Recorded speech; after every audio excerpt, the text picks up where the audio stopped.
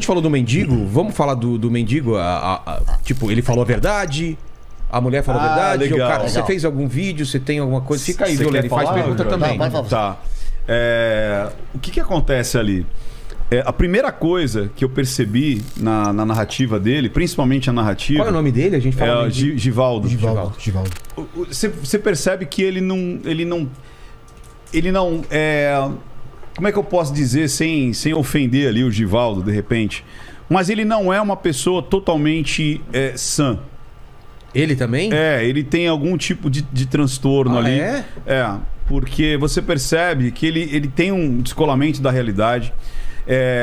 Aquele jeito dele falar é uma proteção dele. Muitas pessoas acharam ele extremamente culto, mas ele usava palavras completamente fora do contexto. Desconexas. Tipo assim, eram palavras difíceis, mas que não significavam exatamente aquilo que ele queria. Então você vê que era uma pessoa que não é buscando uma narrativa normal.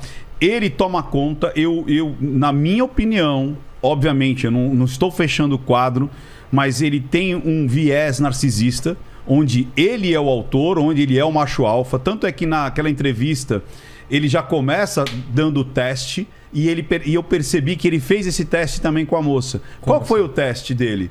Olha, é o seguinte, as geleiras, a guerra, o Micron, mas vamos fazer um minuto de silêncio. Então ele faz testes de dominação. A todo momento ele faz testes de dominação. Isso é muito característica do narcisista. E ele pode ter usado isso com a mulher lá. Tanto é que ele foi numa escala, né? Ele falou assim, me dá a Bíblia.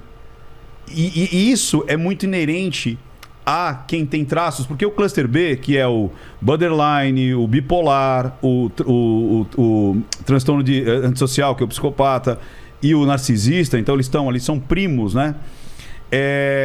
E um às vezes se confunde com o outro. Eles fazem muito teste de persuasão e de manipulação, porque esse é o tesão do narcisista, esse é o tesão do psicopata. Você vê que ele mesmo relata que o quê? Você me dá a Bíblia? Ela deu a Bíblia. Você me dá um abraço? Ela deu um abraço. Você me dá um beijo? E isso é uma inteligência emocional muito grande. Então ele faz testes. Você vê que ele começa com a narrativa dele, 1 minuto de silêncio, e ele ainda falou, marca aí. Ele chegou pro repórter e falou, marca aí. E a narrativa dele é uma narrativa muito rebuscada. E com muita... ele confunde muito a realidade com a fantasia. Você vê que e aquele momento eu cruzei a praça a 45 graus, onde existiam 5 ônibus, 5 quadras, onde existia onde você... E aonde são os pontos que são mais interessantes, ele não lembra. Que nem o ponto que você percebeu que ela estava fora, né? Que existia uma situação estranha dela dar a Bíblia dela e depois se abraçar e você ficou excitado. Dizem que supostamente ele botou lá o pinto pra fora, né? Tipo Paquito, né? Sentiu uma roçadinha e já... E aí, nessa hora, ele é tão detalhista na narrativa dele que chega nessa hora e falou, aí 2 mulheres que eu acho que eram mãe e filhas, eu não me lembro ao bem, mas eu encontrei. Então, um cara que fala de uma maneira super detalhista e naquele ponto que pode ser revertido contra ele não lembra de detalhe nenhum. E o mais engraçado que quando ele fala do que está acontecendo, aí como você falou, quem fala tipo, vamos tirar a roupa? Aí ela tirou a roupa. E aí eu passei do ouvido para a boca, da boca para o peitinho de chocolate. Então você percebe que aquilo não foi daquela maneira. Existe muita fantasia, muito aquela coisa do... olha a quantidade de coisas que eu fiz, olha a quantidade de informação. E aí, na hora que ele está apanhando, ele reconstrói toda aquela história. Ele diz que não apanhou, que ele foi uma luta franca. Ele diz que não apanhou. Ele diz assim, trocamos uma luta franca e ele desiste, não sei porquê, da luta. E eu saio andando e vou até o hospital. Isso não aconteceu. Que doido, ele fez toda uma fantasia. Uma fantasia. Me parece um pouco a história do Don Quixote isso, né, cara? Isso, boa, Len, é exatamente isso. Os moinhos são gigantes. Então ele traça muito essa loucura entre os fatos e a realidade. E nesse ponto, eu ainda falei, né? Eu falei assim, poxa, podiam confrontar ele com as imagens. E naquele dia que eu fiz análise, à noite, Não sei se o repórter viu a minha análise ou não, mas ele fez exatamente o que eu gostaria que fizessem. Botaram lá a câmera e falaram assim: e aí, não é você? Não, esse carro, o carro era vermelho, não era branco, era vermelho. E outra, esse não sou eu. Por quê? Porque ali ele estava apanhando. Ali ele não era o macho alfa. Ali ele toma porrada doidade e fica lá de quina pra lua, né? Desacordado e com a bunda ali de quina. Isso não aceita, o narcisista não vai aceitar isso de forma alguma. Ele foi subjugado, você entendeu? Só que daí há essa repercussão que é muito doido, né? Que é assim, tipo, quanto que a sociedade tá doente, né? Porque onde o homem que protege a esposa é tirado como o babaca, o corno idiota.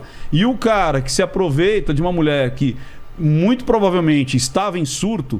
Aí, Ricardo, por que você acredita que ela estava em surto? Primeiro, porque o marido não aceitou aquela situação. Vamos supor que fosse uma parafilia, vamos supor que fosse uma combinação de casal. Ele não teria aquela... O que é parafilia? Parafilia é quando você tem uma atração...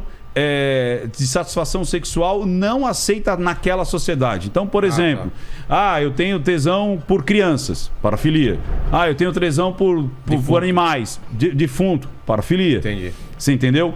É tudo aquilo que não é convencional para aquela sociedade. Tenho tesão com as costas da mão das pessoas.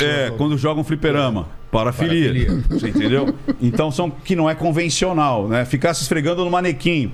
Parafilia. Exato. Entendeu? Sexo com vegetais. Tem gente que tem tesão só com sexo com brócolis. Exato, enfia o brócolis, transa com uma mão. É muito louco. É sério isso aí. Eu sei. E aí, o que acontece? Vamos lá, vamos fazer uma enquete com o pessoal de casa e aqui. Não, como você falou, vamos supor que, Vilela, se você fosse trair a sua esposa, beleza?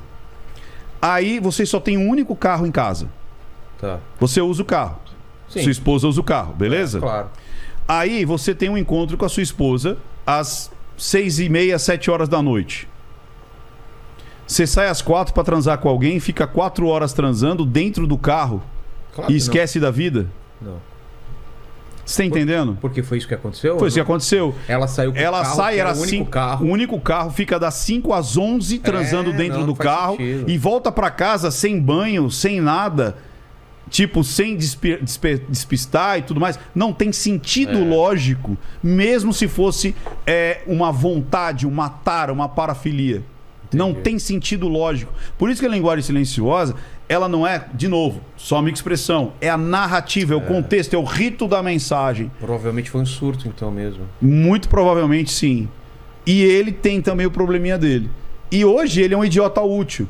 Porque a galera tá utilizando dele, tá utilizando... Você viu aquela menina que foi lá e deu um beijo nele? Influencer lá. E agora ela foi verificada. Olha que interessante. Olha só. Ou seja, ela foi atrás dele, pede o beijo, aí aparece fulana de tal, beija mendigo, agora ela pediu a verificação. Olha lá, eu fiquei famosa, as pessoas já me reconhecem pelo nome.